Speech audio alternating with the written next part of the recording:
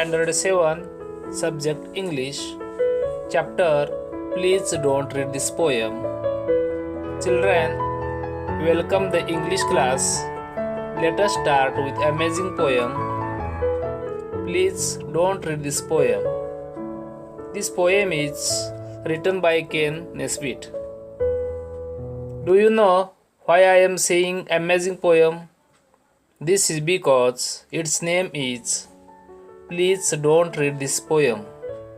विद्यार्थी मित्रांनो, आपण आज इयत्ता 7वीच्या इंग्लिश पुस्तकामधील unit number 3.4 please don't read this poem ही कविता अभ्यासणार आहे. ही कविता केन नेस्बिट यांनी लिहिलेली आहे. Ken Nesbitt is a children's poet. Ken Nesbitt हे बालकवी आहेत. He writes humorous poems. ते नेहमी कविता लिहित असताना लहान मुलांसाठी विनोदी कविता लिहित असतात. They express their feelings and experiences. ते कविताच्या माध्यमातून विद्यार्थ्यांच्या भावना व्यक्त करत असतात. ऑर्डिनरीली, सामान्यपणे, ऑल ऑथर्स लेखक, all authors want people to read their literature. सर्वच कवींना, सर्वच लेखकांना आपलं साहित्य लोकांनी वाचावं असं वाटत असतंय.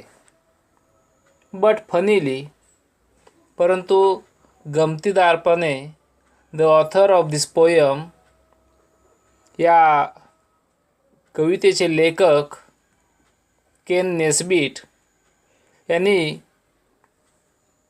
सुंदर कवितेचं नाव ठेवलेलं आहे please don't read this poem. म्हणजे ही कविता तुम्ही वाचू नका. The author of this poem keeps on warning. त्यांनी वॉर्निंगसुद्धा दिलेली आहे. The reader not to read this poem. वाचकांना त्यांनी वॉर्निंग दिलेले आहे की ही तुम्ही कविता वाचू नका. The warnings have just the opposite effect.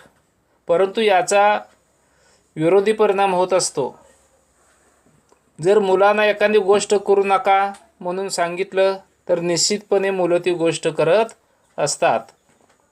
The warnings have just the opposite effect. You are tempted even more to read the poem. वाचू नका म्हटल्यानंतर तुम्हाला त्याचा मोह होतो. टेम्प्टेड, मोह होणे. You are tempted even more to read this poem. ही कविता तुम्हाला वाचण्याचा मोह होणारच आहे. So I think this poem is very interesting. म्हणून मला असं वाटते ही कविता अतिशय गमतीदार असणार आहे. So we will study in next video. आपण ही कविता दुसऱ्या व्हिडिओमध्ये पाहणार आहोत.